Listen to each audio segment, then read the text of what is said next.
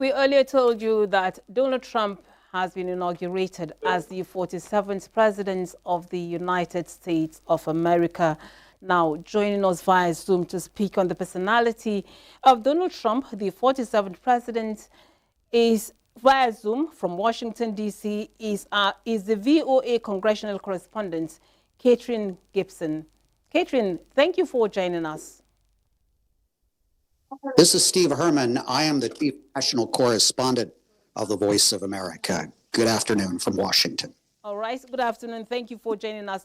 Now, can you please paint a picture of the mood of the people following the inauguration of Donald Trump as the president? Well, it's a mixed mood across the United States, even here in Washington, D.C., because this was a relatively close election, although Donald Trump did sweep the 7 so-called swing states. And there are several 100,000 people who have descended on Washington in the past few days, expecting to see him sworn into office today and also watch a parade. However, because of the very cold weather here, which is why we're down here in the newsroom instead of on the roof of the building, it's like a -5 Celsius, things were moved indoors out of concerns about people's health. So the actual inauguration, which happened at 12 noon, happened inside the rotunda of the U.S. Capitol. That was only witnessed by several hundred people. And then there was a crowd of about 20,000 people at a nearby indoor sports stadium who were watching it on a screen, and that's where the parade is going to be held.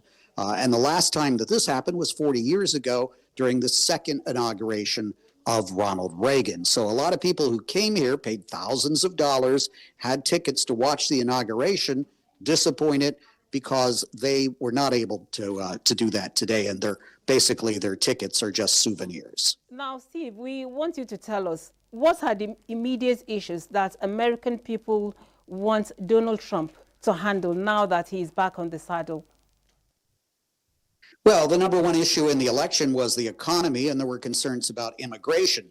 And we heard Donald Trump in his inaugural speech just a little while ago lay out what he is planning to do immediately. Usually an inaugural speech, it's platitudes, and we may hear what the president is going to plan to do over the next 4 years. It was more like Donald Trump telling us what he's going to do in the next 4 hours. That he is immediately signing a lot of executive orders. These are presidential orders that include sending some U.S. troops to the southern border. He's declaring a national emergency about immigration. He also said that there's a national emergency about energy, and in his words, that is going to allow us to, quote, drill, baby, drill. And he also said that the United States is going to take back the Panama Canal, although he did not specify how that is going to happen. All right, as we await information on the remaining executive orders that President Trump is signing, now we want to hear from you. What do you think will be the major impact of a second term in office of the Trump presidency, especially on the economic front? Well, he's going to have sweeping powers, but there are a lot of economists who say that a president can sort of roughen the edges of the cycle with the economy, but unless they do something really, really drastic, they either really can't significantly improve it or crash it. But Donald Trump said he is ordering the members of his cabinet to immediately use all of their forces to try to get prices down quickly as possible. So we'll see what that is, but he hasn't really specified any economic plans.